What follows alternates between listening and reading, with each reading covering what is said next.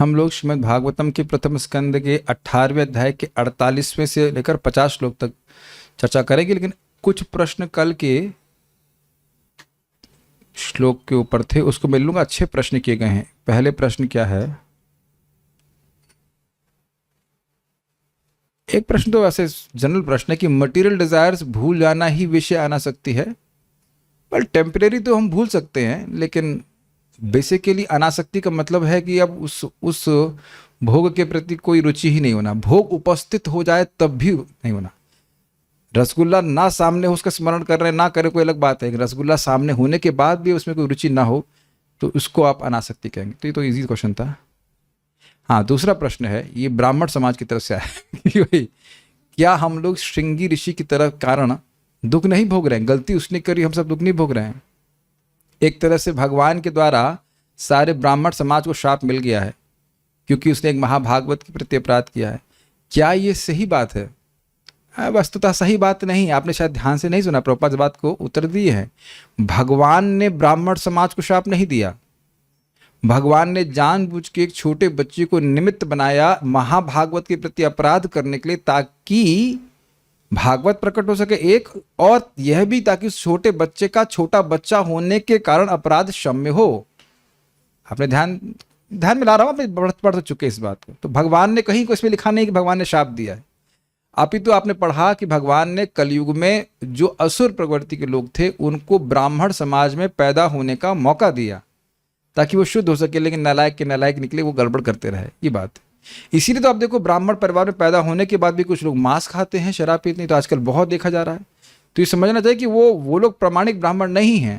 लेकिन आप ऐसा नहीं कह सकते कि सारे ब्राह्मण खराब हो गए हैं, ऐसा नहीं कहा जा सकता। ठीक है, तो उनका ये मतलब मन में संशय था कि लग रहा है कि भगवान ने माफ नहीं किया, लेकिन एक्चुअली ऐसा नहीं, भगवान ने माफ कर दिया। भगवान ने माफ करने के लिए ही छोटे बच्चे से अपराध किया था। मैं आपको दो सीन बताए थे ना, परीक्षित महाराज के प्रति अपराध और दुर्वासा मुनि का अम्बरीश महाराज के प्रति अपराध। और भगवान ने वहां पे क्या कहा था, जब तक तुम अम्बरीश महाराज से माफी नहीं मांगते मैं नहीं क्षमा करूंगा। लेकिन यहां देखिए भगवान ने कोई दंड नहीं दिया।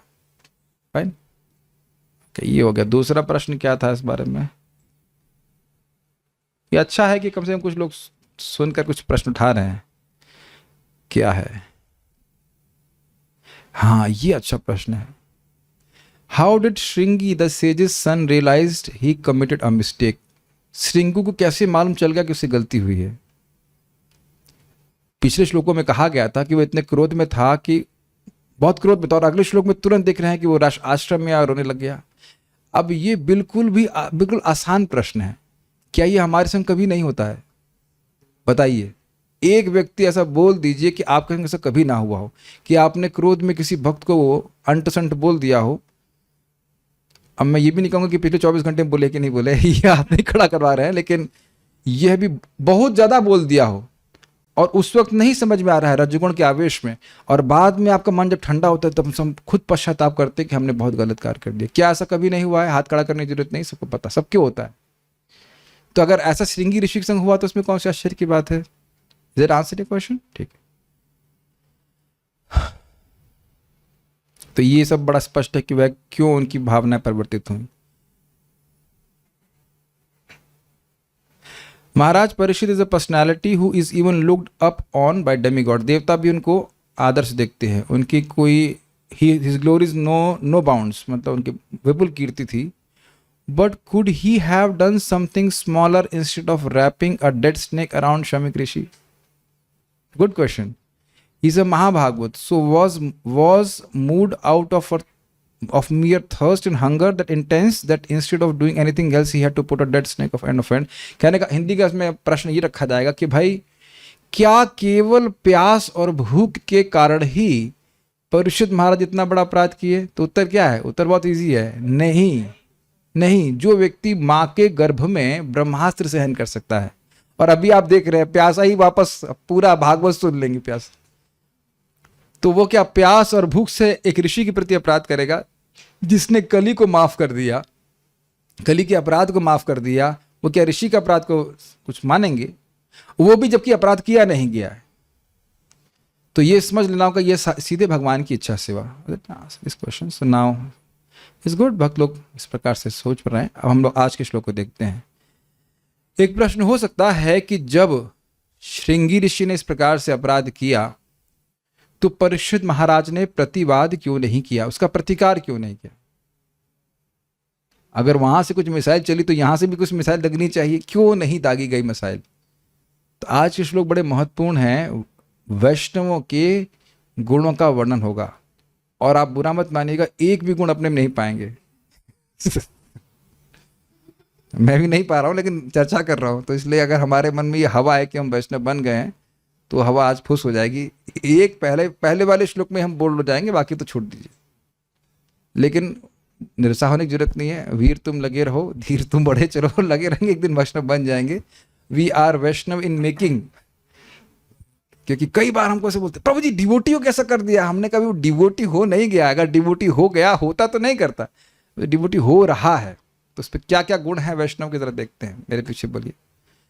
तिरस्कृता विप्रलब्धा, तिरस्कृता विप्रलब्धा, सप्तः क्षिप्ता हता अपि, सप्ता क्षिप्ता हता अपि, नास्य तत्प्रतिकुर्वन्ति, नास्य तत्प्रतिकुर्वन्ति, तद्भक्तः प्रभवोऽपि हि, तद्भक्ता प्रभवोऽपि। तिरस्कृता विप्रलब्धा, तिरस्कृता विप्रलब्धा, सप्ता क्षिप्ता हता अपि, सप्ता क्षिप्ता हता अपि, नास्य तत्प्रतिकुर्वन्ति, नास्य तत्प्रतिकुर्वन्ति, तद्भक्ता प्रभवोऽपि हि, तद्भक्ता प्रभवोऽपि। तिरस्कृता विप्रलब्धा सप्ता क्षिप्ता हता अपि, तिरस्कृता विप्रलब्धा, सप्ता क्षिप्ता हता अपि, नास्य तत्प्रतिकुर्वन्ति, तद्भक्तः प्रभवोऽपि हि, नास्य तत्प्रतिकुर्वन्ति, तद्भक्ता प्रभवोऽपि हि।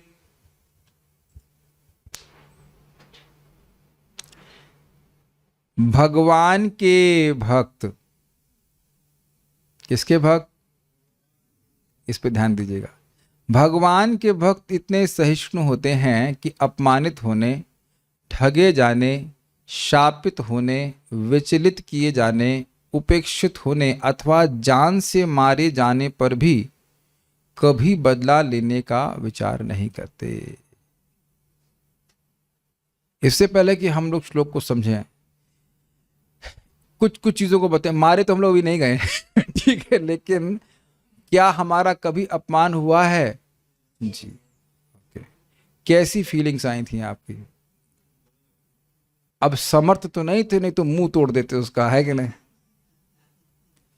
कोई हाथ खड़ा कर रहा है कि इसके अलावा कुछ स्वीट फीलिंग्स आई हो? ठीक है। क्या कभी आपको ठगा गया है? भक्ति में आने के बाद, भक्ति में पहले तो है ही। अगर ये पूछे कि आपने किसी को ठगा है, वो तो एक अलग प्रश्न हो जाए। ना तौबा, हम ऐसा कभी नहीं। हम तो चीटिंग का तो नाम, चीटिंग क्या सी से शुरू होता है कि टी से शुरू होता है हमको पता नहीं। हम तो बोली टीचिंग, नो चीटिंग। तो ठगा गया है कि नहीं?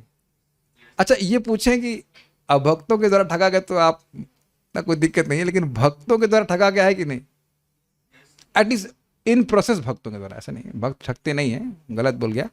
जो भक्त की आ रहे हैं, मतलब इन द फैक्ट्री में लगे, बैटरी से बाहर निकला नहीं माल, तो ठगा गया। ठीक है। तब कैसा लगता है? तो शायद कभी कभी जब भक्त हम लोग को ठग लेते हैं, भक्त मतलब जो नए नए भक्त है, जो भी कह लीजिए, तो अब लगता है कि यार क्यों आया मैं इस्कॉन में? यहां भी चीटिंग चलती है, यहां भी भक्त लोग हमसे धोखा दे देते हैं। कोई शाप दिया है कभी? शाप भी दिए हैं। आप तो भी प्रचार शुरू नहीं किया, अभी कहां से शाप आना चालू हो गया? हमको तो बहुत बार शाप मिल चुका है। वैसे एक बहुत अच्छी बात, रामकृष्ण प्रभु बड़ा मजेदार बोल रहे थे। जब एक शाप को व्यक्ति दिया था मेरे को, हम डिस्कस कर रहे थे, बोले कि कसाई के शाप से गाय नहीं मरती। ये अच्छा है। ऐसा नहीं कि कोई व्यक्ति शाप देगा तो लग ही जाएगा, लेकिन शाप देते लोग। विचलित किए जाना, ये तो बहुत होता है, ये बहुत होता है। मतलब और उससे भी ज्यादा है उपेक्षित होने पर। उपेक्षा मतलब समझते हैं, नेग्लेक्ट। ये बहुत हिट करता है व्यक्ति को। अजान से अभी तो नहीं मारे गए, तो क्या प्रभात कह रहे हैं? बदला लेने का विचार भी नहीं करते। आप देखिए किसी को हरे कृष्ण बोलिए, कल ट्राई कीजिए, वो मुंह से आप हरे कृष्ण बोलिए, ध्यान मतलब मुस्कुरा कर, वो ध्यान न दे, तो अगली बार आप कहेंगे हम भी ऐसे करेंगे उससे। आप ऐसा मत सोचिए कि मन में नहीं आता कि अच्छा हमको नहीं देख रहा है, हरे कृष्ण नहीं बोल रहा, हम भी नहीं करेंगे, हम भी हरे कृष्ण नहीं करेंगे, तुरंत आ जाता है भाव। तो ये सब है। चलिए अन्वय देख लीजिए। प्रभवः, बदला लेने में सक्षम होने पर अपि भी। देखिए एक बड़ी सुंदर बात है। सहिष्णु का अर्थ केवल ये नहीं है कि जब मैं बदला ना ले पाऊं तो सहन कर जाऊं। इस सुनाई पड़ रहा है बात? अगर हमारे पास क्षमता हो बदला लेने की और तब भी बदला ना लें, तब टॉलरेंस कही जाएगी। अब किसी ने, हम लोग टिंगड़ी पहलवान है, पहलवान ने 2 थप्पड़ मार दिए, कहे हम ठीक है हम सहन कर लिए, तो सहन करने के अलावा तुम्हारे पास ऑप्शन क्या है? है कि नहीं? सहन करने के लिए ऑप्शन क्या है बताइए? लेकिन बदला लेने में सक्षम होने पर भी अपि, ही मतलब निश्चित ही, इसमें कोई संशय नहीं है। तद भक्ता, भगवान के भक्त, भगवान श्री कृष्ण के, भगवान विष्णु के भक्त किए गए वो तिरस्कृता संधि को अगर अलग करेंगे तो तिरस्कृता हो जाएगा। तिरस्कृता अपमान। यहां क्यों बैठे हो? थाली लेके उठो, बैठो, ऐसा करके बोला जाता है कभी कभी। थाली उठा दी जाती है और कहा उधर जाकर बैठो, यहां कैसे बैठ गए तू? ये मैंने अपनी आंखों से देखा है। हमारे मतलब शुरुआत में एक हमारे कृष्ण हॉल का अलग स्वरूप था। अब खैर बहुत बड़ी घटना, बहुत छोटी सी घटना हुई थी कि साधुओं को जैसा सम्मान नहीं होता, मतलब आप साधु समाज में बाहर वाले हो जाए, लेकिन तो ब्रह्मचारी लोग क्या करते थे, हम लोग आगे बैठने की तैयारी ताक में रहते कि प्रसाद पहले ही मिल जाए। तो जो इंचार्ज हो क्या बोलेगा, पहले लाइन भरो फिर दूसरी लाइन भरेगी। जब जानते ब्रह्मचारी लोग जानते इस बात। तो सब लोग आगे से बैठ गए और परम पूज्य सुखदेव महाराज एकदम पतले दुबले से लगते हैं, वो जाकर के आधी लाइन में आके बैठ गए और उससे दूसरा ब्रह्मचारी बोला सब लोग उठो उधर करके। तो महाराज कुछ भी नहीं बोले, उठ करके इधर बैठ गए। आपके लिए कोई लगेगा बहुत सिंपल सी बात है कि सन्यासी को, और बहुत समय से सन्यास महाराज लिए हुए हैं, नैष्टिक ब्रह्मचारी हैं, और उनको एक ब्रह्मचारी इस प्रकार से बोलते हैं, he just did not take anything, just did not take anything, कुछ भी रिएक्शन नहीं दी। वो उसके मुंह मतलब मुझसे जीभ निकल, अरे महाराज को ऐसे बोल दिया। But we have seen how devotees are so humble. Actually बहुत बड़ा तिरस्कार नहीं था, लेकिन अगर आप उस दृष्टि से देखें कि ब्रह्मचारी सन्यासी को कुछ नहीं बोल सकता है, वो गुरु के समान है, तब आप देखिए बहुत बड़ा तिरस्कार हो गया। मैं तो कुछ कहानियां भी सुनाऊंगा, पर पहले शब्दों को समझ लीजिए। विप्रलब्धा, धोखेबाजी, शप्ताह, शाप, छिपता, अपशब्द व्यवहार, मतलब बुरे शब्द कहते ना, अरे मर जा करके, तुम्हारे जैसे लोग तो क्या कहते हैं, पेट पालने के लिए साधु बन गए, इत्यादि इत्यादि, ऐसे बहुत सुनना पड़ता है। ए टकलू ऐसा करके कई बार बच्चे लोग मजाक बनाते करते हैं। हता अथवा मारे जाने पर अपि भी अस्य अवमानना आदि कृत्यों के लिए ततना प्रतिकुर्वन्ति, उनका प्रतिकार नहीं करते। अब पहले तो ये समझें कि ऐसा होता क्यों है। ये प्रश्न बाद में भी उठाया गया है शायद 11वें स्कंद में, कि एक मनीषी व्यक्ति का भी, जो बुद्धिमान है, समझ रहा है आत्मा के विवेक को, शरीर नहीं है इत्यादि इत्यादि, वह भी अगर उसका अपमान कोई मूर्ख व्यक्ति कर देता है तो वह उसका मन क्षुब्ध हो जाता है। तो आपके भक्त भगवान किस प्रकार से इसको सहन कर लेते हैं, ये प्रश्न उठाया गया भागवत में। तो उत्तर बड़ा स्पष्ट है, क्योंकि भगवान हृदय में स्फुरित रहते हैं। अब आप ये बताइए, किसी का प्रतिकार करने के लिए सबसे पहले क्या आवश्यक है? शरीर मानना। मैं कुछ और सोच रहा हूं, किसी को प्रतिकार, किसी का कुछ प्रतिकार करना है तो क्या आवश्यक है? अहंकार, टाइम प्रतिकार करने की भावना। सिंपल। बुद्धू लोग आपके बहुत हाई फाई बात नहीं पूछ रहा हूं मैं। प्रतिकार करने की भावना चाहिए। तो प्रतिकार करने की भावना कहाँ उदित होती है माय डियर डिवोटीज? मन में। और जिसके मन में निरंतर भगवान उदित हैं, उसके मन में प्रतिकार की भावना कैसे उदित हो जाएगी? आप समझ में आ गया कि प्रतिकार नहीं करते? एक आप बात सोचिए, आप मान लीजिए आपको भगवान करे जल्दी कल ही मिल जाए, मेरे पास आशीर्वाद देने की क्षमता नहीं है, लेकिन अच्छा तो बोल ही सकता हूं, कल ही आपको यह अनुभव मिल जाए कि एक नाम क्यों, करोड़ों नाम क्यों नहीं, और उसके बाद मैं आऊं ए बेवकूफ कहीं के, गधे, पाजी, पागल कहने। अब मान लो मैं कह भी रहा हूं और आप आनंद में हरे कृष्णा कृष्णा और डूबे जा रहे हैं, तब आप झगड़ा करोगे मेरे से। समझ में आ गया विज्ञान? If you are relishing holy name like anything, it's like I told Rup Goswami जी को, बोल ही रहते एक क्यों करोड़ों करोड़ों जीभा होनी चाहिए, करोड़ों करोड़ों मेरे कान होने चाहिए। तो अब अगर इस प्रकार का सुख का अनुभूति भक्ति में हो रहा है, तो अब ये देखने जाएगा व्यक्ति कि हमको गाली कौन दे रहा है। ये सारा विज्ञान समझ में आ गया। प्रतिकार की भावना चित्त में उदित होती है, और चित्त में अगर निरंतर भगवान उदित हैं तो किसी से द्रोह करने की भावना कैसे उत्पन्न हो सकती है। इसी कारण से बाह्य रूप से जो कुछ भी शरीर का धर्म के अनुसार अपमान सब कुछ हो रहा है, उस पर भक्त लोग ध्यान नहीं देते। जैसे हरिदास ठाकुर जी को काजी पकड़वाया, कहा तुम मुसलमान के रूप में जन्म ली हो और तुम हिंदुओं का धर्म पालन करते हो, तुम इतने नीचे गिर गए हो। तो हरिदास ठाकुर जी कहते हंस, मन ही मन हंस रहे थे, कहते क्या माया है। कहते हैं आप इसको अल्लाह कहते हैं, इसको हिंदी लोग कृष्णा कहते हैं, इसमें अंतर क्या है। और फिर कहते हैं कि आप लोगों ने बहुत सारे हिंदुओं को मुसलमान बना दिया, एक मुसलमान हिंदू बन के उसमें कौन सा नुकसान हो गया। अब वो कर्म हो जा रहा है, तुमको मार डालेंगे, ये कर देंगे, वो कर देंगे, और वो हंसे जा रहे हैं, उनको कोई डर नहीं हो रहा है, ना उनको कोई बुरा लग रहा है। और आप देख सकते हो हरिदास ठाकुर भी तो मारने का पूरा प्रयत्न किया गया, और उसके बाद भी, और ये पता होगा आपको, सुदर्शन तुरंत आ गया था, हरिदास ठाकुर जी पर दंड दिया गया था कि 22 बजा मारा जाएगा कोड़े से। पहला कोड़ा भी नहीं लगा था, उसी समय सुदर्शन आ गया था, सबको मार के खत्म करता जो उनको मारना चाह रहे थे। लेकिन उन्होंने कहा कि नहीं, आप उनको नहीं मारिए, इनको पता नहीं कि क्या कर रहे हैं। तो मारे जाने पे भी प्रतिकुर्बंती ना। ये तो हरिदास ठाकुर जी के एग्जाम्पल है। मैं और कुछ भूल जाऊं तो मुझे बताना, एक एक पॉइंट पकड़ते। तिरस्कृतः, तिरस्कार किए जाने पर भी प्रतिकुर्बंती नहीं प्रतिकार नहीं करते। कोई स्मरण आ रहा है किसी का?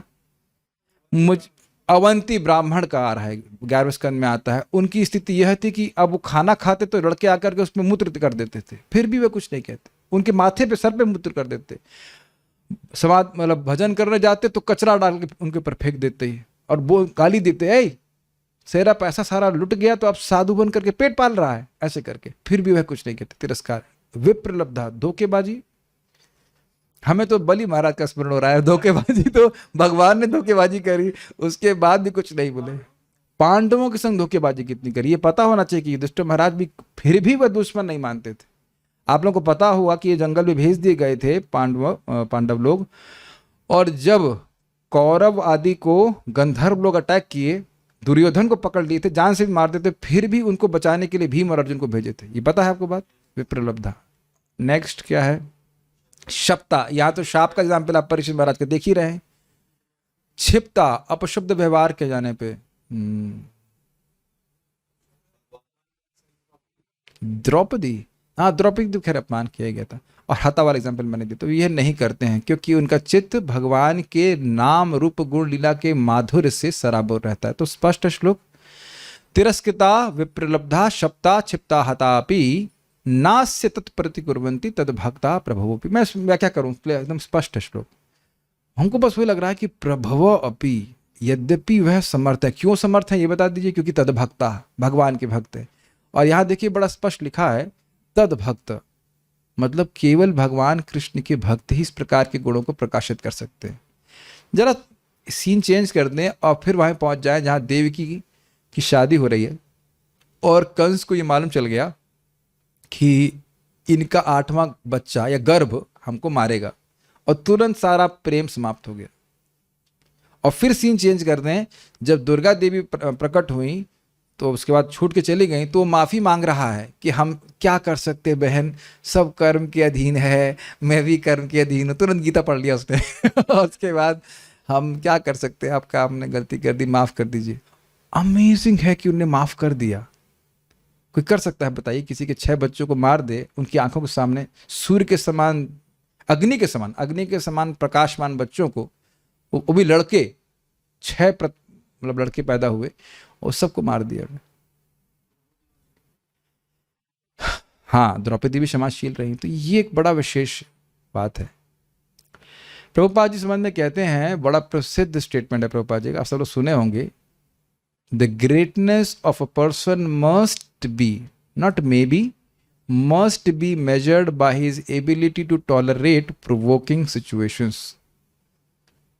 एक व्यक्ति की महानता इसके द्वारा नापी जाती है कि वह वह मतलब कितना सहन कर सकता है। भगवान श्री कृष्ण बलराम, मैं महान नहीं हूँ, आपको सुनाई पड़ रहा होगा मेरी बात, मैं कोई परीक्षा के लिए तैयार नहीं हूँ, मुझे बहुत डर लगता है, जितनी बार हम कुछ बोलते हैं ऐसी बातें, हमारी परीक्षा सबसे पहले ले लेते हैं भगवान, हमको बहुत डर लगता है बोलने में। मैं अभी बिल्कुल न्यू डिवोटी हूँ, आप समझ रहे ना मेरी बात। हाँ, जस्ट डोंट टेक एनी परीक्षा। मैं आपको मजाक के लिए नहीं बोल रहा, जितनी बार मैं कुछ बोलता हूँ मेरी परीक्षा सबसे पहले कृष्ण लेते। ज़्यादा बोल रहे हो ना तुम, ज़्यादा बोल रहे हो, चलो give this test, surprise test, और हमेशा फेल ही हो जाते हैं फिर वही चेहरा लेकर भगवान कृष्ण के सामने चलते हैं, मैं तो फेल हो गया भगवान। This is too much. Tolerance is not a easy quality, ये प्रभुपाद जी का शब्द है। Tolerance is not easy quality. What do you think? मजाक मजाक की बात तो ठीक है, जब कोई प्रेम से भी करेक्शन देता है कितने लोग स्वीकार करना चाहते हैं। इसीलिए मैं किसी को करेक्शन भी देता हूँ टेलीग्राम से तो पहले पूछता हूँ, कैन आई से समथिंग? कहता yes. Will you not get offended? Yes, then I speak something. बहुत भय लगता है कि भैया थोड़ी सी भी करेक्शन आजकल लोग सहन नहीं कर सकते। एक वक्त साधना नहीं कर रहे हैं तो उनको बोला, आप मुझे इतना दुख क्यों दे रहे हैं? हम डांटने लगे, क्या आपका अवतार मुझे दुख देने के लिए हुआ है? तो उनका इतने मैलो तरीके से मैं उनको डांट रहा था। मैंने कहा भाई एक सेकंड तो लोग छोड़ देते हैं, भक्ति है कि नहीं, सहनशीलता है नहीं कलयुग में। यदि इस शाप के बदले में राजा भी शाप दे दे तो उसका, हाँ अब देखिए कितना सुंदर टीका है, यदि उस शाप के बदले में राजा भी शाप दे दे तो उसका प्रायश्चित भी हो सकता था, किंतु वह भी संभव नहीं है क्योंकि राजा तो महाभागवत है। इस बात को ऋषि ने तिरस्कृता इत्यादि श्लोक से कहा है। ये हम भूल गए कि श्लोक बोला किसने है, हम बिल्कुल क्षमा कीजिएगा, मैं लिंक बताना भूल गया। बात ये हुई कि भगवान से क्षमा मांग रहे हैं। क्षम्यति, क्षम्यत क्या था? नहीं क्षमिक ऋषि नहीं, क्षमा कुछ शब्द था क्षम्य करके, कि हमारे इस अपराध को क्षमा किया जाए।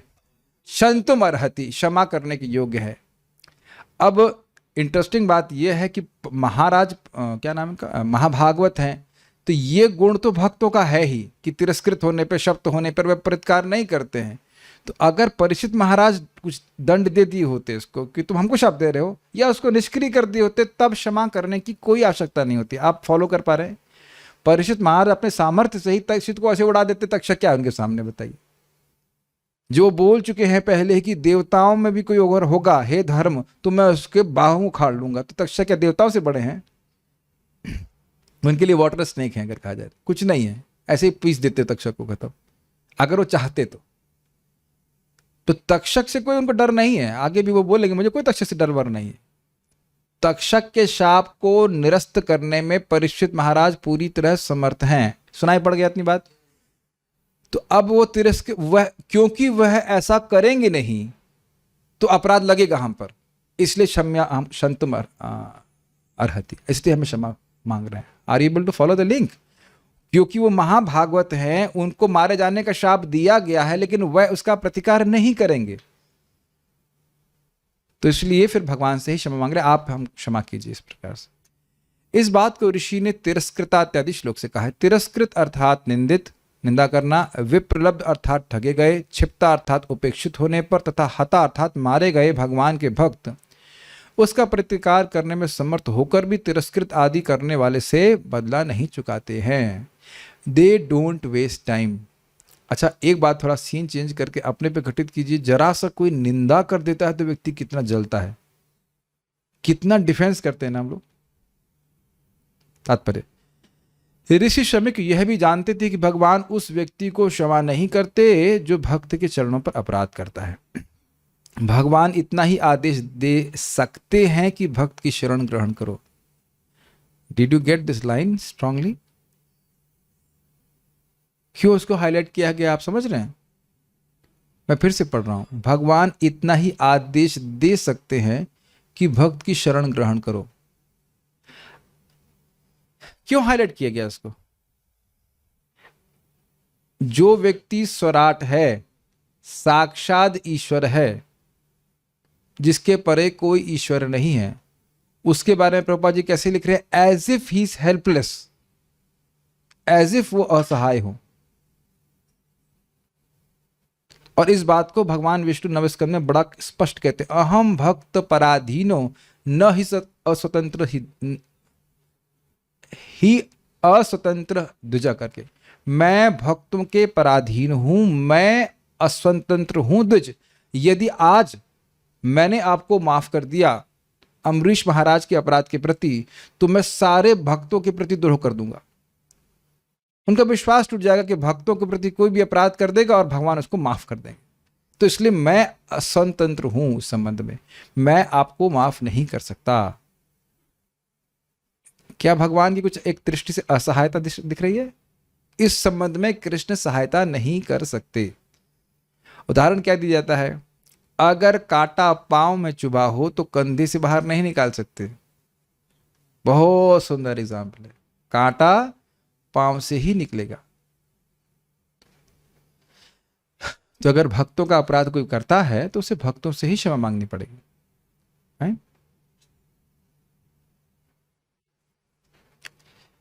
उन्होंने मन में सोचा कि यदि महाराज परीक्षित बदले में शाप दे दें तो बालक को बचाया जा सकता था, आपस में झगड़ा है सॉल्व कर लो। लेकिन वे यह भी जानते थे कि शुद्ध भक्त सांसारिक लाभों या हानियों के प्रति लापरवाह होता है, he does not care. Ambarish Maharaj के केस में भी हम जानते हैं, उनके लिए पूरा जगत ही स्वप्नवत था। What do you care about a dream. वहां भी आप लोग जानते हैं कि दुर्वासा मुनि ने जब कृत्या उत्पन्न कर दी थी, वो कुछ भी नहीं बोले थे, वो हाथ जोड़ के खड़े रहते, ठीक है भगवान चाहते हैं मैं मर जाऊं तो ठीक है। वेरी एडवांस्ड कॉन्शियसनेस, बहुत एडवांस कॉन्शियसनेस। अतएव भक्तगण कभी भी निजी अपयश, शाप या उपेक्षा इत्यादि का बदला नहीं लेते। जहां तक ऐसी बातों का संबंध है, भक्तगण निजी मामलों में उनकी परवाह नहीं करते। किंतु यदि ऐसी चीजें भगवान तथा भगवत भक्तों के विरुद्ध की जाती हैं तो भक्तगण बहुत कठोर कार्रवाई करते हैं। बुरा नहीं मानिएगा, लेकिन देखिए हम लोगों के संग प्राय क्या होता है, अगर अपने पे होता है तो बहुत बुरा मानते हैं, और दूसरे पे होता है तो कहते हैं अब क्या कर्म का सिद्धांत है, क्या है, कर्मानुसार हो रहा है जो हो रहा है। So it will take a lot of time for us to actually become devotees. एक बात ध्यान रखिएगा, ऐसा नहीं होगा कि आप पर कोई गलत आरोप ना लगे, और अगर नहीं लगा है देन वेट। ये जो बातें यहां बोली गई हैं, ये हर भक्त को जीवन में, मारा जाने वाली बात तो अलग हो सकती है, लेकिन मारा जाने वाले पे मैं स्मरण कर रहा हूं परम पूज्य जयप्रताप महाराज के, जिनकी गर्दन काट दी गई थी ये व्यक्ति ने। सब जानते हैं इस बात को, और पूरा खून निकल रहा था। एक्चुअली महाराज बेहोश भी हो गए थे। बाद में उस व्यक्ति को पकड़ लिया गया, और जब पुलिस ने पूछा तो कहते हैं I don't blame him, he is instrument of my karma. See, बाद में मैंने सुना वो व्यक्ति ने महाराज से दीक्षा भी लिया। Now this is too much, is it not too much?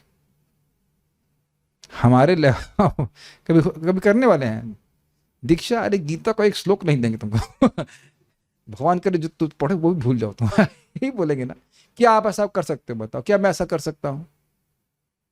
कभी नहीं कर पाएंगे।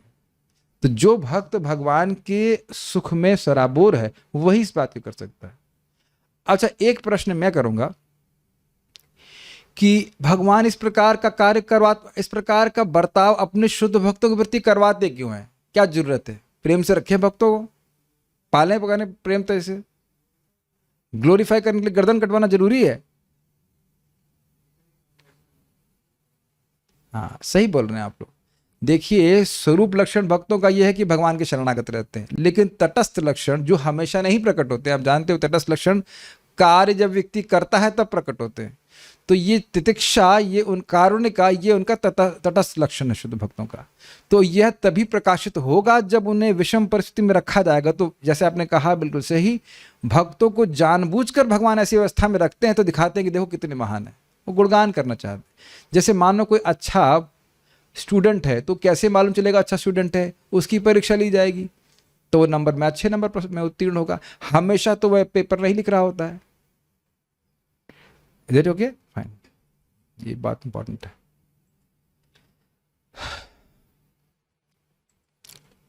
गुड। क्योंकि यह निजी मामला था अतएव शमिक ऋषि को पता था कि राजा उसका बदला नहीं लेंगे। अतएव अप्रौढ़ बालक के लिए भगवान से याचना करने के अतिरिक्त अन्य कोई विकल्प ना था। तो समझ में आ गया सबको। ऐसा नहीं है कि केवल ब्राह्मण ही अपने अधीनों को शाप देने या आशीर्वाद देने में सक्षम होते हैं। भगवत भक्त चाहे वे ब्राह्मण ना भी हों तो भी ब्राह्मण से अधिक शक्तिशाली होता है। लेकिन शक्तिशाली भक्त कभी अपने लाभ के लिए शक्ति का दुरुपयोग नहीं करता। ये बहुत सुंदर बात है। अपने निजी इंद्रिय के लिए इसका उपयोग नहीं करते हैं। भक्त की जितनी भी शक्ति होती है वह भगवान तथा उसके भक्तों की सेवा में ही लगती है। हमको ये लाइन बहुत अच्छी लगी थी। जैसे कि आप देखेंगे, पहले भी देख चुके हैं, ब्रह्मास्त्र जब छोड़ा गया था अश्वत्थामा के द्वारा तो वह पूरे जगत का विनाश कर रहा था। याद है आपको इस बात को? तो अर्जुन केवल अपने लिए चिंतित नहीं थे, पूरे विश्व के लिए चिंतित थे। तो इसलिए उन्होंने उसका उपसंहार कर लिया था। और कभी ऐसा हिस्ट्री में नहीं आया है कि अर्जुन ने अपनी इंद्रिय तृप्ति के लिए पाशुपात अस्त्र, तो खैर वो चलाया ही नहीं, या ब्रह्मास्त्र चलाया, कभी चलाया? कभी नहीं चलाया। अपनी इंद्रिय तृप्ति के लिए वो कोई अस्त्र नहीं चलाया, जबकि विश्व के सबसे बड़े धनुर्धर योद्धा थे। इसी प्रकार से Parikshit Maharaj. This is very not easy quality. Let us hold and think about it.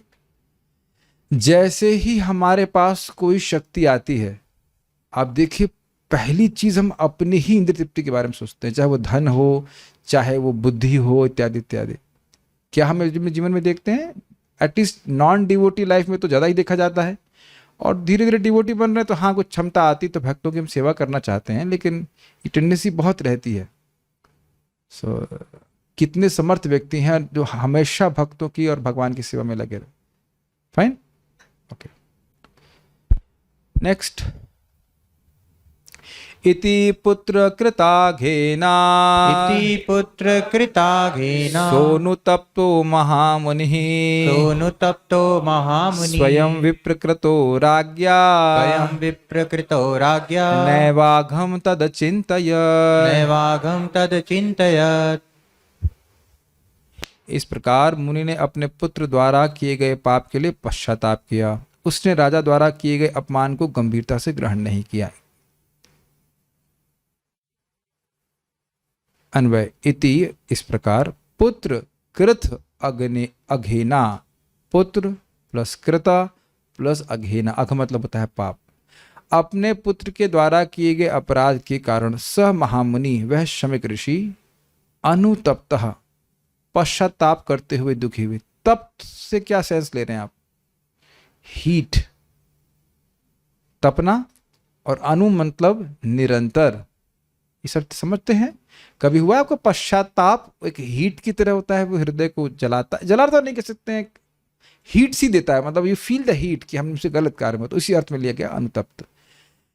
स्वयं अपने विषय में राज्ञः विप्रकृतः, राजा के द्वारा अस्वाभाविक अघम यानी अपराध को तत एवं न अचिंतयत, ऋषि ने निश्चित ही नहीं सोचा। अर्थात वह लगातार यही सोचते रहे कि मेरे प्रति कोई अपराध नहीं हुआ, हमने बहुत बड़ा अपराध किया।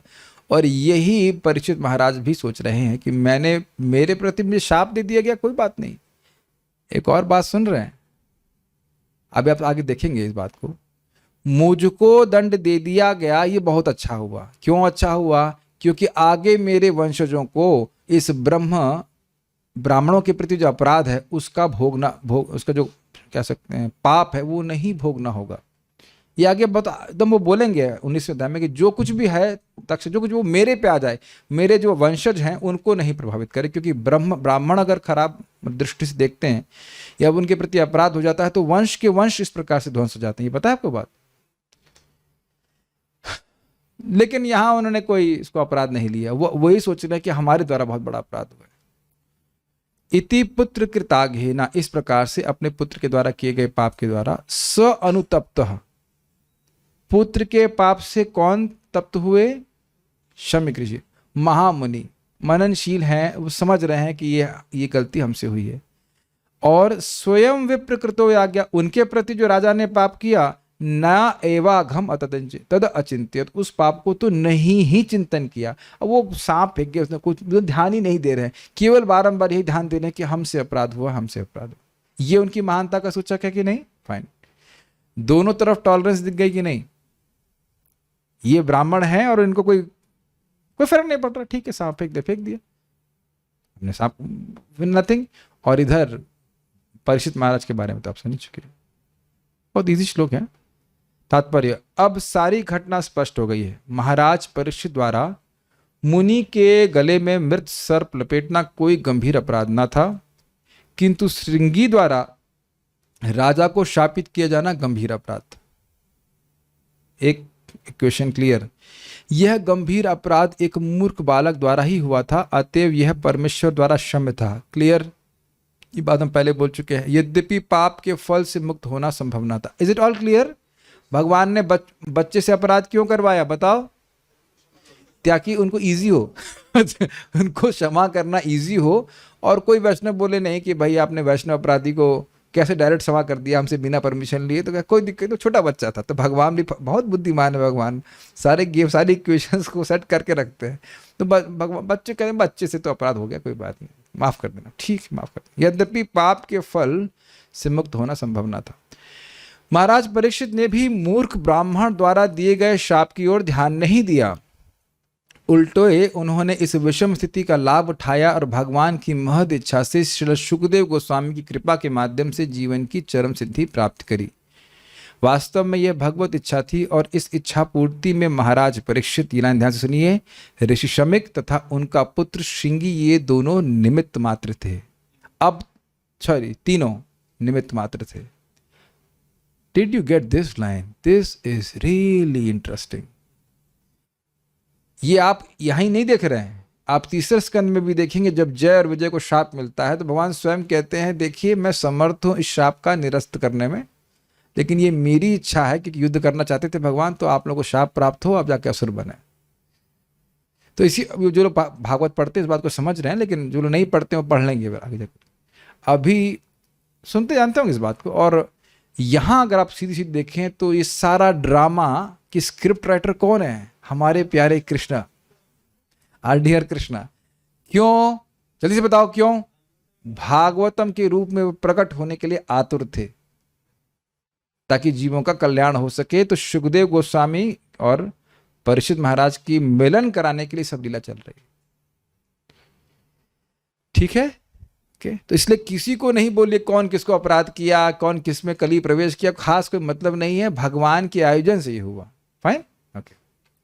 अतएव इनसे किसी को कठिनाई नहीं हुई, क्योंकि हर काम परम पुरुष के संबंध में किया गया था। ये लाइन समझ में आ रहा है? ऋषि के ऊपर सर्प फेंका जाना, परीक्षित महाराज को अकस्मात प्यास लगना, भूख लगना इत्यादि, और अकस्मात श्रृंगी ऋषि को मूड ऑफ हो जाना, मूड ऑफ नहीं मतलब गुस्सा होना और शाप देना, मूड ही ऑफ नहीं हुआ था, शाप देना, वो भी इतना बड़ा शाप देना, और फिर उसके बाद वो ऋषि मतलब कुछ, और उसके बाद परीक्षित महाराज का प्रतिकार ना करना, ये सब भगवान की व्यवस्था थी ताकि भागवत प्रकट हो जाए। आखिरी श्लोक आज का और इस अध्याय का भी। प्रायशः साधवो लोके, प्रायशः साधवो लोके, परैर्द्वन्द्वेषु योजिताः, परैर्द्वन्द्वेषु योजिताः, न व्यथन्ति न हृष्यन्ति, न व्यथन्ति न हृष्यन्ति, यत आत्मा गुणाश्रयः, यत आत्मा गुणाश्रयः। प्रायशः साधवो लोके परैर्द्वन्द्वेषु योजिताः, प्रायशः साधवो लोके परैर्द्वन्द्वेषु योजिताः, न व्यथन्ति न हृष्यन्ति यत आत्मा गुणाश्रयः, न व्यथन्ति न हृष्यन्ति यथा आत्मा गुणाश्रयः। इससे पहले इस श्लोक में प्रवेश करें, एक भक्त हमको बता रहे थे कैसे उनका अपने चाचा जी से बहुत बड़ा झगड़ा हुआ था अभक्त जीवन में। वो बता रहे अब कुछ नहीं उनके हृदय में आता, उस झगड़े के प्रति झगड़े की स्मृति ही नहीं आती। तो यह हम सामान्य हम सब भक्तों में भी देखते हैं कि भगवान की भक्ति करने से जो पहले के किए गए द्रोह हैं उनकी स्मृति नहीं रहती। आप लोग भी ऐसा अनुभव करते ही होंगे, मतलब बहुत से लोगों ने आप लोगों के प्रति खराब बर्ताव किया ही होगा, जीवन में तो चलता ही रहता है, लेकिन जब करता है भक्ति करता है तो वो सब एक तरह से भगवान डिलीट कर देते हैं। Is it not? आता है आप लोगों को? दांत भीजते हैं कोई उसने ऐसा किया था 20-25 साल पहले और इस बार मिल जाए तो मुझ, ऐसा हुआ कभी? कभी जीवन में ऐसा बुरा तो कोई किया नहीं ना? यह बहुत है, लेकिन दांत नहीं भींच रहे ना, भीजते हैं दांत तो डिवोटी चिल हो जाते हैं, ठंडे हो जाते हैं भगवान की भक्ति करके। अनुवाद सामान्यतया, अच्छा वो सामने भी आ जाएगा तो भी द्रोह नहीं करेंगे आप, ये भी आप देखिएगा। सामने भी जाएंगे तो ठीक है क्या है हमारा कर्म था उसने से बोला, सामान्यतया अध्यात्मवादी अन्यों द्वारा संसार के द्वंद्वों में लगाए जाने पर भी व्यतीत नहीं होते, न ही वे सांसारिक वस्तु में आनंद लेते हैं, क्योंकि वे आध्यात्म में लगे रहते हैं। ये श्लोक कौन बोल रहा है? सूत गोस्वामी जी बोल रहे हैं। शमीक ऋषि बोल चुके हैं, अब सूत गोस्वामी बोल रहे हैं कि दोनों ही की तरफ से सहिष्णुता प्रदर्शित हुई। शमीक ऋषि ने भी कोई अपराध नहीं लिया और महाभागवत परीक्षित महाराज ने भी कोई अपराध नहीं लिया। क्यों नहीं लिया पता है? क्योंकि उनका सुख बाह्य व्यवस्था पे निर्भर नहीं करता। अगर मैं मान पार कर सुखी हो रहा हूं तब अपमान पाके दुखी भी होऊंगा, और अगर मान पाके भी कुछ नहीं हो रहा है तो अपमान पाके भी कुछ नहीं होगा। हाँ, एक कथा बताना भूल गया, पहले इसके अन्वय को बताऊंगा, फिर पहले कथा बता देता हूं। एक महान भक्त हुए, वो नाम भूल रहा हूं, लेकिन उनको गोदावरी से स्नान करके आ रहे थे। तो एक व्यक्ति, मतलब अब जो भी व्यक्ति था वो पसंद नहीं करता था उनको, तो उन पे कुल्ला कर दिया। मान लीजिए मंगल आरती जा रहे कोई कर दे तो ठीक, तो फिर गए वो गोदावरी में स्नान कर लिए, फिर वो आया, फिर कुल्ला कर दिया वो, फिर गोदावरी में स्नान गए, फिर आए, फिर कुल्ला कर दिया, फिर गोदावरी में स्नान गए, फिर आया। अब वह व्यक्ति इनके चरणों में गिर पड़ा। हमने कहा कि मैंने आपके प्रति बहुत बड़ा अपराध किया है, लेकिन आप अत्यंत सहिष्णु हो। कहते कहाँ अपराध किया? आपके कारण मैं आज गोदावरी में 3 बार स्नान किया। He is not taking any offense। और परम पूज्य राधा कुंज महाराज का प्रवचन आज ही मैं इस संबंध में सुन रहा था। कह रहे थे कि मान लो कोई भक्त है और कोई उसके ऊपर थूक दे और वो मन में भी बुरा ना सोचे, तब समझना चाहिए कि वो माया को जीत लिया है। बहुत कठिन परीक्षा है, इज इट नॉट? बुरा बोलने की तो बात छोड़ दीजिए, परीक्षा लेते हैं। हमने देखा है अपनी आंखों से, पहले ही बोल चुके हैं। कृष्ण हॉल में हमारे एक मित्र हैं, वो प्रसाद वितरण कर रहे थे।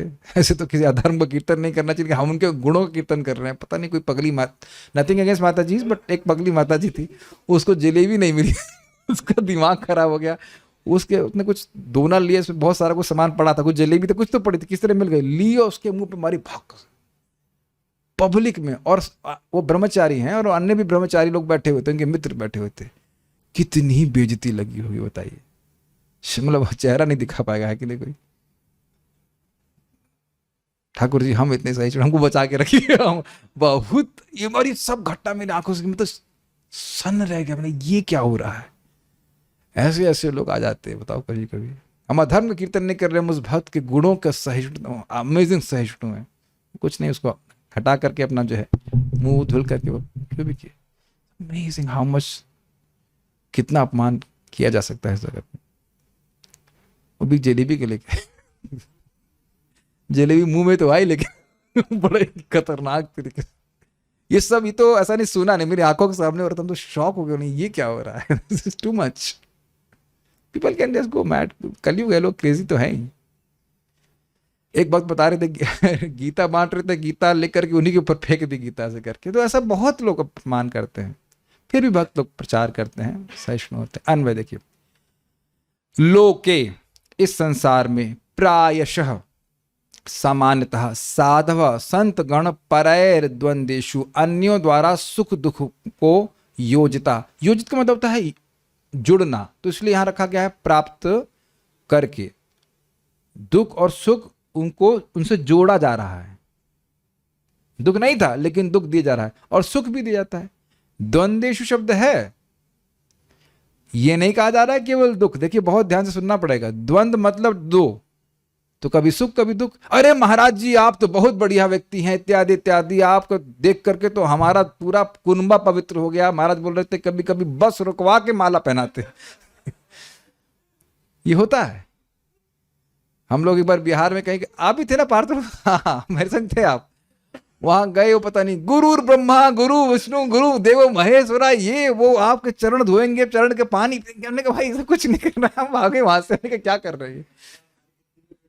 क्या क्या होता है। बहुत बहुत कहीं जाएंगे तो बहुत सत्कार होता है, और कहीं एकदम बोल देंगे तुम लोग कुछ जानते ही नहीं हो, तुम तो पेट पालने के लिए बन गए हो, तुम्हें खाने को नहीं मिल रहा था इसलिए तुम इस प्रकार साधु बन गए। ऐसे करके वो हर प्रकार के लोग होते हैं। तो इस प्रकार से सुख दुख को संतगण प्राप्त होते ही है, साधु लोग प्राप्त होते हैं। न व्यथंती, न तो पीड़ित होते हैं यानी कि जब दुख मिलता है, और न हृष्यंती, न तो प्रसन्न होते हैं। महाराज समझा रहे थे 11वें स्कंद के उदाहरण देकर कि देखो भाई, हवा है वो सब जगह बहती है। अब ऐसा नहीं मान लो हवा बह रही है और गंदे नाले पे बहे तो कहे भाई जल्दी जल्दी भागो यहाँ से, बहुत बदबू आ रही है। और ऐसा भी नहीं है कि अगर कहीं गार्डन, मान लो गुलाब का गार्डन, तो यहाँ जरा ठहर जाते हैं, यहाँ थोड़ा अच्छी खुशबू आ रही। कितना सुंदर उदाहरण ना, अमेजिंग है ना। समझ पा रहे उदाहरण? गंदी जगह वायु तेजी से नहीं बहती है और खुशबूदार जगह में धीरे नहीं बहती है, रुक जाए थोड़ा सुगंध ले ले। तो ऐसा नहीं कि कोई अपमान हो तो चले भाग वहां से, नहीं, यहाँ नहीं कुछ बोलना है। और जहाँ सम्मान हो रहा है तो वहाँ, यहाँ तो अच्छा प्रसाद मिल रहा है, जरा 2 दिन और थोड़ा सा बीत जाए, 20 आइटम मिल रहा है, क्या दिक्कत है। यह साधुजन नहीं करते। ये आसान लगता है, बहुत कठिन होता है। जहां कहीं भी आप देखिए थोड़ा सा प्रेम सम्मान मिलता है, हम लोग कितने आसक्त हो जाते हैं। Is it not? 2 दिन और रुक जाएं, 3 दिन और रुक जाएं। और जहां हल्का सा भी अपमान होगा तो व्यक्ति दोबारा नहीं जाना चाहेगा। कभी कभी लोग पूरा जिंदगी उनसे बात नहीं करते, ऐसा है कि नहीं? यस, सी, उससे प्रभावित नहीं। अब तो आप ये समझ रहे हैं कि क्यों नहीं होते, क्योंकि उन्होंने अपने सुख को बाहर रखा ही नहीं है। जो व्यक्ति अपने सुख को बाहर रखा हुआ है कि ये हमको सम्मान देगा तो हम उस पर डिपेंडेंट है ना। महाराज बहुत तरह से अच्छे से कहते हैं, परम पूज्य Radhanath Maharaj, if you are happy in getting respect, you won't be happy all the time because everyone all the time will not give you respect. Got it? But if you are happy in giving respect, then you will always be happy because you can give respect in all the time to everyone. Hindi में कहा जाए, अगर हम सम्मान पाकर खुश होना चाहते हैं तो हमेशा हम खुशी नहीं रहेंगे, क्योंकि हर समय हर व्यक्ति हमें सम्मान नहीं करेगा। करता है? बताइए। आप देखिए, अब मजाक की बात बोले, हमारे वो कृष्ण हॉल में एक भक्त जोर से पढ़ रहे थे, बोलते ना, तो मैंने एक बहुत नम्र से निवेदन किया, प्रभु जी थोड़ा सा आवाज कम करके पढ़िए। तो मुझे बोले, आप अभी अंग्रेजी में क्लास दे रहे थे? हमने कहा दे रहा था। उसकी आवाज ऊपर आश्रम तक आ रही थी। मुझे तो इतनी हंसी, आपने आपके प्रवचन की आवाज ऊपर आश्रम तक आ सकती है, मतलब वो इसका मतलब क्लास में नहीं आया है। तो और आप हमको कहते हैं कम बोलेंगे, हम धीरे बोलेंगे, और हम नहीं बोलेंगे। हमने कहा ठीक है भैया, बोलिए आप जो बोलना चाहते। लॉजिक देख रहे हैं आप क्या चल रहा है।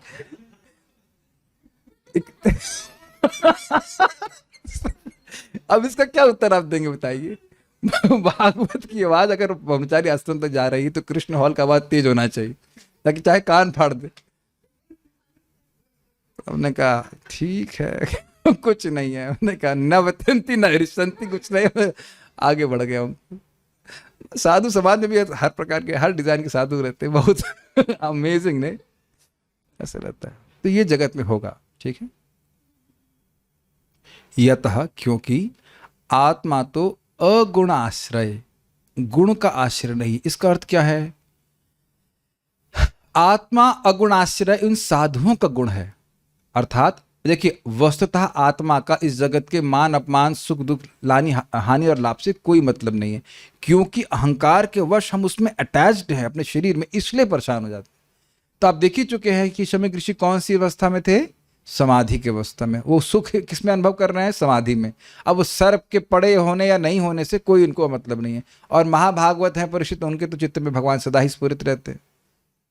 सो अब मूल बात समझ रहे हैं, इस जगत के द्वंद्व से मुक्त होने का एकमात्र उपाय है कि भक्ति के सुख का अनुभव करना, नहीं तो हम मुक्त नहीं हो सकते। आप देखिए कि कुछ भी जगत में हमारे संग होता है तो उससे हम प्रभावित हुए हैं, तो उसका प्रभाव ये है कि हम उसका वर्णन करते हैं, जैसे कि मैंने भी किया। और तो मेरे को ज़्यादा फर्क नहीं पड़ा, लेकिन मुझे हंसी आ रही थी क्या उत्तर आ रहा है, लेकिन हम इससे प्रभावित होते हैं। उसका लक्षण ये है कि हम उसका वर्णन करते हैं। अरे साहब बहुत मानते हैं हमको, बहुत अच्छे व्यक्ति हैं, या क्या आदमी यार, मतलब क्यों, क्या हो गया भाई? फिर बस इतना कोई पूछ दे, हम लोग शुरू करते हैं ना से, पता नहीं भाई वो क्या आदमी है।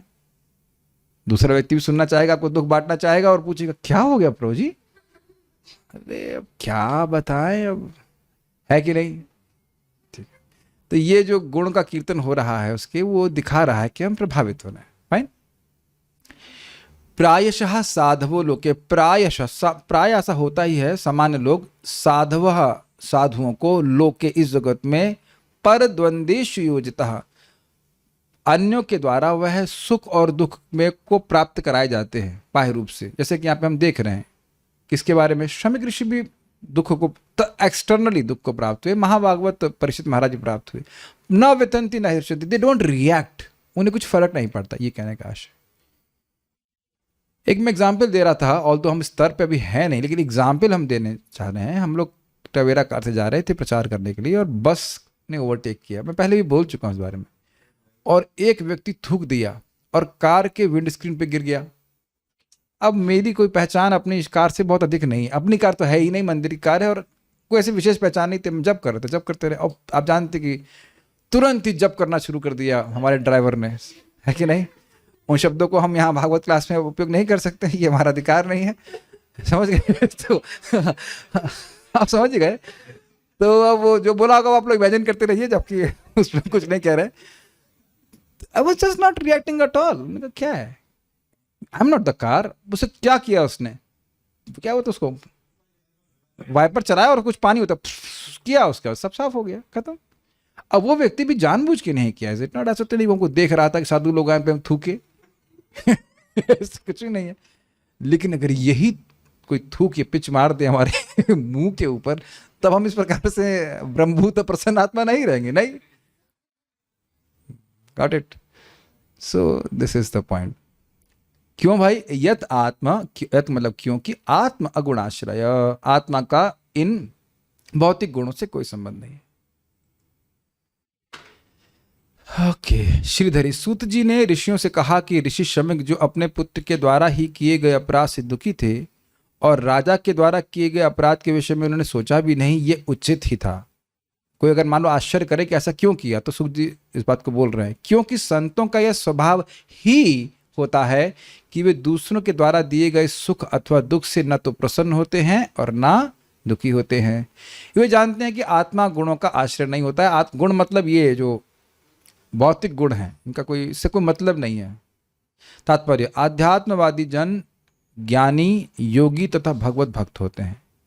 ज्ञानियों का लक्ष्य ब्रह्म में तदाकार होने की सिद्धि प्राप्त करना होता है।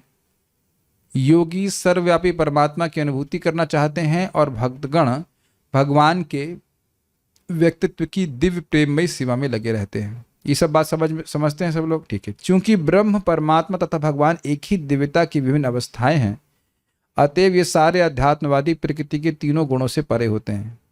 ये सब लाइनें समझ में आ रहे हैं। ब्रह्म है भगवान के शरीर से निकलने वाला दिव्य तेज, परमात्मा भगवान का एक्सपेंशन सबके हृदय में, और कृष्ण भगवान तो है ही। इन तीनों की अनुभूतियां जो कर रहा है वह व्यक्ति भौतिकतावादी नहीं है। उसका सुख भोग इस प्रकृति के किसी पदार्थ से उत्पन्न नहीं होता है। ये बात बोली जा रही। जब सुख ही उत्पन्न नहीं होगा तो दुख कहां से उत्पन्न हो जाएगा। सुख और दुख एक ही सिक्के के पहले हैं। हम एक भक्त को समझा रहे थे, मैं उसको नहीं चाहता हूं। हमने कहा बेटा द्वेष कर रहे हो, उसका दूसरी तरफ भी है, मैं उसको बहुत चाहता हूं। और बात तो निकल के आ गई। अगले दिन मैं बहुत चाहता हूं, अगले दिन नहीं चाहता हूं, अगले दिन फिर बहुत चाहता हूं। मैंने कहा क्यों फंस रहे हैं आप चाहते हैं। हंसी आती है, लोग समझ रहे हैं ना, मैं विरक्त हूं, अगले दिन आसक्त हूं, मैं विरक्त हूं, मैं आसक्त हूं। अरे भाई, अगर वहां से आपको दुख मिल रहा है तो सुख भी मिल रहा है। यू कैन नॉट से सुख और दुख रहता है। Make sense?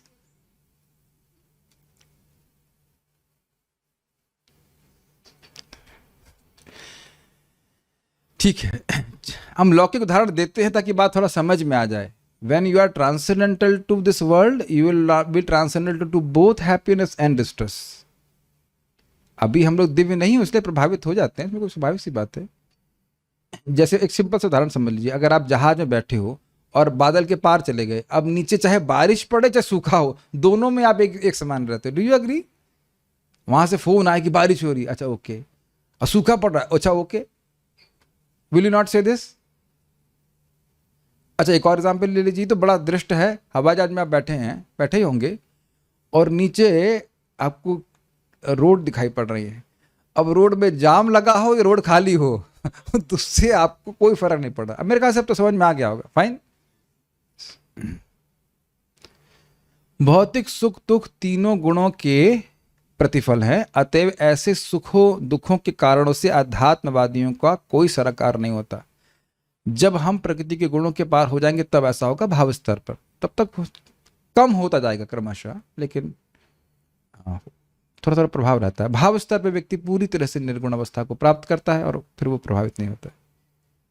राजा भक्त थे और ऋषि योगी थे, अतएव दोनों ही परमात्मा की इच्छा से उत्पन्न हुई इस दुर्घटना से अलिप्त थे, उन्हें कोई फर्क नहीं पड़ा।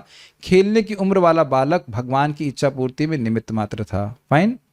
तो उसको कोई अपराध भी नहीं लगा। इस प्रकार श्रीमद् भागवत के प्रथम स्कंद के अंतर्गत ब्राह्मण बालक द्वारा महाराज परीक्षित को शाप नामक 18वें अध्याय के भक्ति वेदांत तात्पर्य पूर्ण हुए।